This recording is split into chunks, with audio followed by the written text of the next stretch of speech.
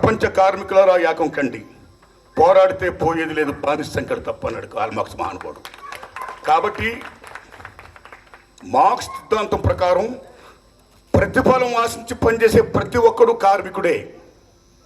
Maybe is producer, is dance director, is fight master, is actor, anybody else. ప్రతిఫలం ఆశించి పనిచేసే ప్రతి ఒక్కడు కూడా శ్రామికుడే. మనందరూ శ్రామికులమే.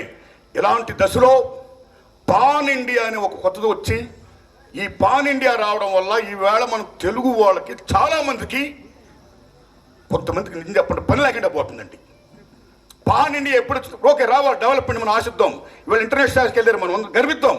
ఇక్కడున్న ఫుల్ ప్లేజ్డ్ మన డాన్సర్స్కి, మన యాక్టర్స్కి, మన ఫైట్ మాస్టర్స్కి, మన ఫైటర్స్కి, మన ప్రొఫెషనల్స్ మొత్తం అంతా కూడా పని ఉండాలండి.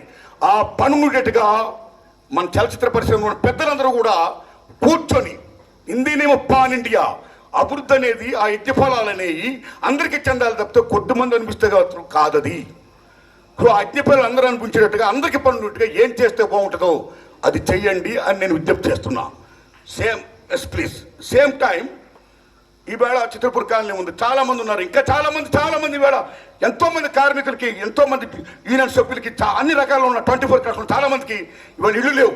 కాబట్టి తెలంగాణ గవర్నమెంట్ని రేవంత్ రెడ్డి గారు నేను విజ్ఞప్తి చేస్తున్నా, చిత్రపూర్ కాలనీ ఇంకా ఎక్స్టెండ్ చేస్తూ స్థలాలు ఇచ్చి వీళ్ళందరూ కూడా ఇళ్ళు కల్పించి మొత్తం ఒక పుణ్యం కట్టుకోండి. దానికి అనిల్ గారు, దొరయ్య గారు, ఈ పెద్దలందరూ ముందుకు రావాలని, ఫైట్ మాస్టర్ నాయకులు, డాన్స్ మాస్టర్ నాయకులు అందరూ ముందుకు వచ్చి ఒక విజ్ఞాపన పత్రం మీరు వెళ్ళి సీఎం గారిని రిక్వెస్ట్ చేయండి. ఇంకా చాలామందికి ఇల్లు కావాలి అని నేను విజ్ఞప్తి చేస్తూ, ఇంత గొప్ప అవకాశం నాకు ఇచ్చినందుకు ధన్యవాదాలు చెప్తున్నానండి. Thanks a lot. థ్యాంక్స్ తమ్ముళ్ళు. Thank you very much. Thank you.